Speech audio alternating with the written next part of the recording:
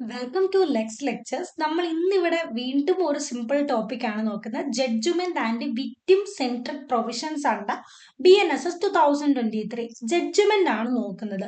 നമ്മൾ ഇന്നിവിടെ കവർ ചെയ്യാൻ പോകുന്ന സെക്ഷൻസ് 302, 395 to 398, അതുപോലെ തന്നെ കുറച്ച് റിലേറ്റഡ് സെക്ഷൻസും നമ്മൾ നോക്കുന്നുണ്ട്. ഓക്കെ, അപ്പൊ നമുക്ക് ഫസ്റ്റ് ടോപ്പിക് എന്ന് പറഞ്ഞാൽ പ്രൊണൗൺസ്മെന്റ് ഓഫ് ജഡ്ജ്മെന്റ് ആണ്. സെക്ഷൻ 302 ഓഫ് BNSS 2023 ആണ്.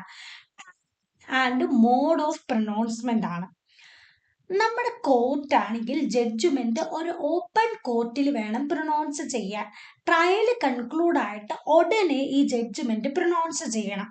അതുപോലെ തന്നെ പാർട്ടീസിനും പ്ലീഡേഴ്സിനും പ്രയർ നോട്ടീസ് കൊടുത്തിട്ട് വിതിൻ 45 days ജഡ്ജ്മെന്റ് പ്രൊണൗൺസ് ചെയ്യണം. നമ്മുടെ മോഡ് ഓഫ് പ്രൊണൗൺസ്മെന്റ് എന്ന് പറഞ്ഞാൽ വോൾ ജഡ്ജ്മെന്റ് ഡെലിവർ ചെയ്തുകൊണ്ട് ജഡ്ജ്മെന്റ് വേണമെങ്കിൽ പ്രൊണൗൺസ് ചെയ്യാം, അല്ലെങ്കിൽ ഈ വോൾ ജഡ്ജ്മെന്റ് റീഡ് ചെയ്തുകൊണ്ട് ജഡ്ജ്മെന്റ് പ്രൊണൗൺസ് ചെയ്യാം, അല്ലെങ്കിൽ ഇതിലൊരു ഓപ്പറേറ്റീവ് പാർട്ട്, ദാറ്റ് മീൻസ് ഒരു ഇമ്പോർട്ടൻറ്റ് പാർട്ട് മാത്രം റീഡ് ചെയ്തുകൊണ്ട് ജഡ്ജ്മെന്റ് പ്രൊണൗൺസ് ചെയ്യാൻ വേണ്ടി സാധിക്കും. ഇനി പ്രസൻസ് ഓഫ് അക്യൂസ്ഡ് ഇങ്ങനെ ജഡ്ജ്മെന്റ് പ്രൊണൗൺസ് ചെയ്യുമ്പോൾ വേണോ വേണ്ടയോ എന്നാണ് നോക്കുന്നത്. നമ്മുടെ ജഡ്ജ്മെന്റ് പ്രൊണൗൺസ് ചെയ്യുമ്പോഴും എപ്പോഴും അക്യൂസ്ഡിന്റെ പ്രസൻസിൽ വേണം പ്രൊണൗൺസ് ചെയ്യാൻ വേണ്ടി. അപ്പൊ അദ്ദേഹം കസ്റ്റഡിയിലാണെങ്കിൽ അദ്ദേഹത്തിന് കോർട്ടിന്റെ മുന്നാകെ കൊണ്ടുവന്നിട്ട് അദ്ദേഹത്തിന്റെ മുന്നിൽ വെച്ചിട്ട് വേണം ഈ ജഡ്ജ്മെന്റ് പ്രൊണൗൺസ് ചെയ്യാൻ വേണ്ടി. അപ്പൊ അദ്ദേഹം കസ്റ്റഡിയിൽ ഇല്ലെങ്കിൽ ആ വ്യക്തിയെ കോർട്ടിൽ പ്രസന്റ് ചെയ്യാൻ വേണ്ടി പറയണം, അല്ലെങ്കിൽ എന്താണ് ഓഡിയോ വീഡിയോ ഇലക്ട്രോണിക് മീൻസ് വഴി അദ്ദേഹത്തിന്റെ പ്രസൻസിൽ വേണം ഈ ജഡ്ജ്മെന്റ് ഡെലിവർ ചെയ്യാൻ വേണ്ടി.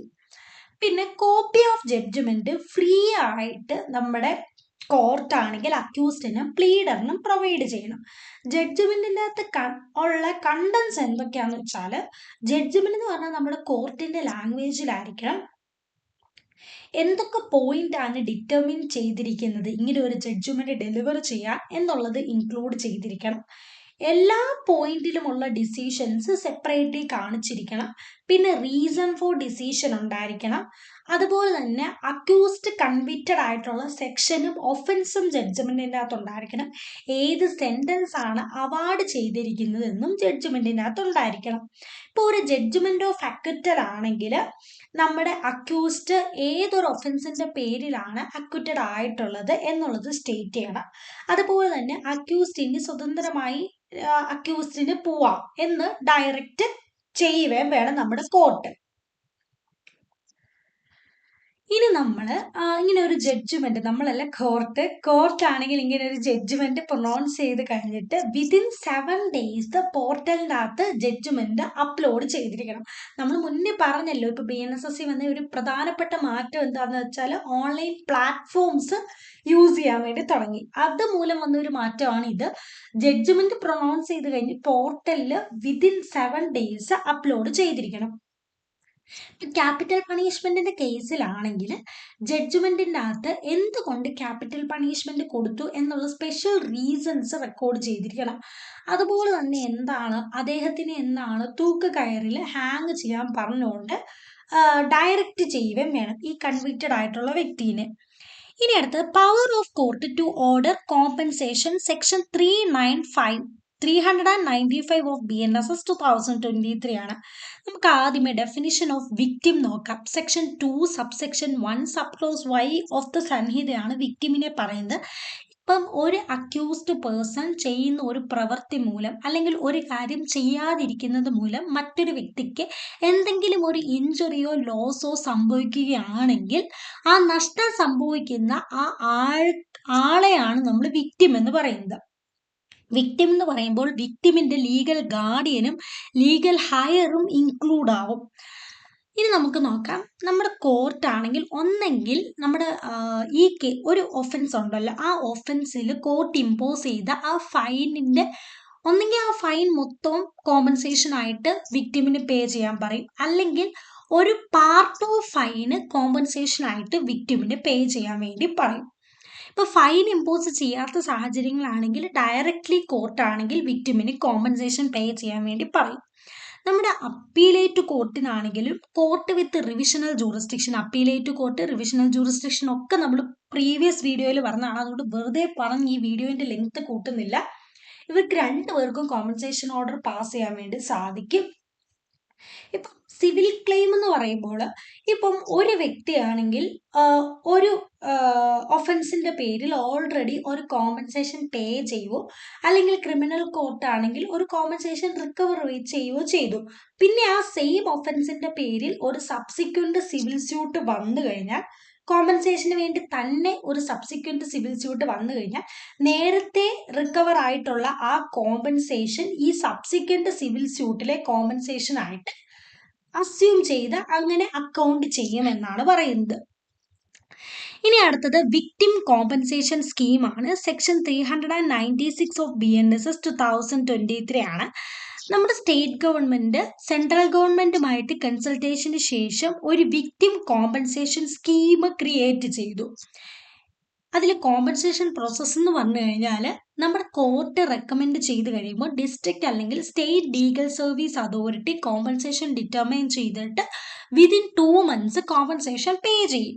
ഇപ്പൊ അഡീഷണൽ കോമ്പൻസേഷൻ വേണ്ട സാഹചര്യമാണ് എന്ന് വെച്ചാൽ കോർട്ടിന് തോന്നി നമ്മുടെ സെക്ഷൻ 395 പ്രകാരമുള്ള കോമ്പൻസേഷൻ ആണെങ്കിൽ മതിയാവത്തില്ല, അത് ഇൻഅഡ്വക്കേറ്റ് ആണ് എന്ന് തോന്നി, അല്ലെങ്കിൽ അക്യൂസ്ഡിനെ അക്വിറ്റ് ചെയ്യോ ഡിസ്ചാർജ് ചെയ്തോ ഒരു സാഹചര്യം, അതുപോലെ തന്നെ എന്താണ് വിക്ടിമിന് റീഹാബിലേഷൻ വേണ്ട സാഹചര്യം, ഈ സാഹചര്യങ്ങളിലൊക്കെ ആണെങ്കിൽ നമ്മുടെ കോർട്ട് ആണെങ്കിൽ അഡീഷണൽ കോമ്പൻസേഷൻ ആണെങ്കിൽ റെക്കമെൻഡ് ചെയ്യും. പിന്നെ അൺഡിഫൈൻഡ് ഒഫൻഡർ കേസസ് ആണ്. ഇപ്പം അക്യൂസ്ഡ് ആരാണെന്ന് അറിയാം, പക്ഷെ അക്യൂസ്ഡിനെ അറിയത്തില്ല ഏത് വ്യക്തിയാണ് വിക്ടിമിന് ഇഞ്ചുറി അല്ലെങ്കിൽ ലോസ് കോസ് ചെയ്തതെന്ന് അറിയത്തില്ല. വിക്ടിമിനെ അറിയാം. അങ്ങനെയുള്ള ഒരു സാഹചര്യത്തിലാണെങ്കിലും വിക്ടിമിന് കോമ്പൻസേഷൻ അപ്ലൈ ചെയ്യാൻ വേണ്ടി സാധിക്കും. എമർജൻസി റിലീഫ് ആണ്. എമർജൻസി കേസസിൽ നമ്മുടെ ഡിസ്ട്രിക്ട് ലീഗൽ സർവീസ് അതോറിറ്റി അല്ലെങ്കിൽ state legal service authority immediate first എയ്ഡിനുള്ള കോമ്പൻസേഷൻ അതുപോലെ തന്നെ ഫ്രീ മെഡിക്കൽ ട്രീറ്റ്മെന്റ് ഒക്കെ പ്രൊവൈഡ് ചെയ്യും.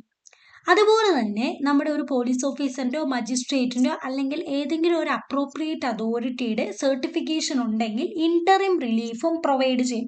ഇവിടെ പോലീസ് ഓഫീസർ എന്ന് പറയുന്നത് not below station house officer ആയിരിക്കണം. ഓക്കെ, അതുപോലെ തന്നെ നമുക്ക് section 65, 17 and 124 subsection 1 of BNS 2023 പ്രകാരം ഇപ്പൊ ഫൈനിന്റെ കൂടത്തിൽ അഡീഷൻ ആയിട്ട് കോമ്പൻസേഷൻ ചില സാഹചര്യങ്ങളിൽ ഇമ്പോസ് ചെയ്യും. ഫൈനും ഉണ്ടാവും, അതിൻ്റെ കൂട്ടത്തിൽ വിക്ടിമിന് കോമ്പൻസേഷനും പേ ചെയ്യാൻ വേണ്ടി പറയും. പിന്നെയാണ് നമുക്ക് വരുന്നത് treatment of victim. Section 397 of BNSS 2023 ആണ്.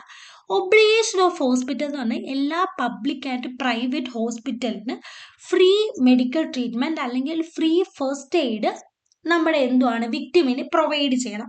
അതുപോലെ തന്നെ ഇപ്പോൾ ഇങ്ങനെ ഒരു കേസ് വരികയാണെങ്കിൽ ഇമ്മീഡിയറ്റ്ലി പോലീസിന് അത് റിപ്പോർട്ട് ചെയ്തിരിക്കണം.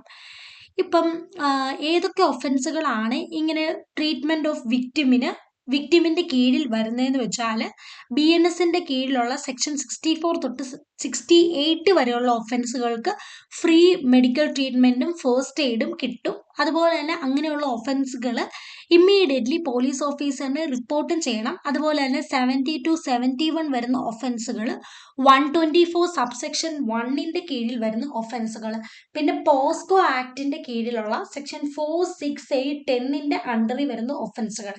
ഈ ഒഫൻസുകൾക്കൊക്കെയാണ് വിക്ടിമിന് ഫ്രീ ലീഗൽ എയ്ഡും ഫ്രീ ഫസ്റ്റ് എയ്ഡും മെഡിക്കൽ ട്രീറ്റ്മെന്റും ലഭിക്കുന്നത്.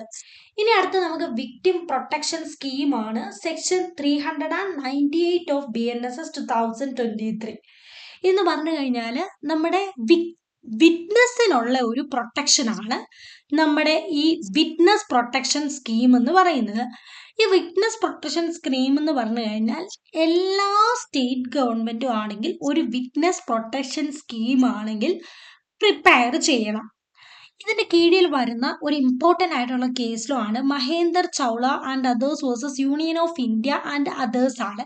സുപ്രീം കോർട്ട് ഇതിൻ്റെ അകത്ത് ഹൈലൈറ്റ് ചെയ്യുന്ന ഒരു ഇമ്പോർട്ടൻ്റ് കാര്യം എന്ന് പറഞ്ഞു കഴിഞ്ഞാൽ ഒരു national witness protection programme urgent ആയിട്ട് വേണം. അതുപോലെ തന്നെ ഒരു വിറ്റ്നസ് പ്രൊട്ടക്ഷൻ സ്കീം 2018 ഇംപ്ലിമെന്റ് ചെയ്താൽ പറഞ്ഞുകൊണ്ട് നമ്മുടെ സുപ്രീം കോടതി ഡയറക്റ്റ് ചെയ്തു എല്ലാ ഡിസ്ട്രിക്ട് കോർട്ടിലും vulnerable witness deposition complexes set up ചെയ്യാൻ പറഞ്ഞുകൊണ്ട് സുപ്രീം കോർട്ട് ഡയറക്റ്റ് ചെയ്തു. അതുപോലെ ഇങ്ങനെയുള്ള ഈ 2 ഇംപ്ലിമെന്റേഷനും within 1 year by end of 2019 complete ചെയ്യണമെന്നും ഡയറക്റ്റ് ചെയ്തു. നമ്മുടെ സെൻട്രൽ ഗവൺമെന്റ് ഇതിനാവശ്യമായി ഫിനാൻഷ്യൽ അല്ലെങ്കിൽ അഡ്മിനിസ്ട്രേറ്റീവ് സപ്പോർട്ട് സ്റ്റേറ്റിന് പ്രൊവൈഡ് ചെയ്യണമെന്നും ഈ കേസിൻ്റെ അകത്ത് സുപ്രീം കോർട്ട് ഹെൽഡ് ചെയ്യുന്നുണ്ട്. അപ്പോൾ വളരെ സിമ്പിൾ ആയിട്ടുള്ള ടോപ്പിക്കാണ്, ജസ്റ്റ് ഒന്ന് ശ്രദ്ധിച്ച് കേട്ടാൽ മതി.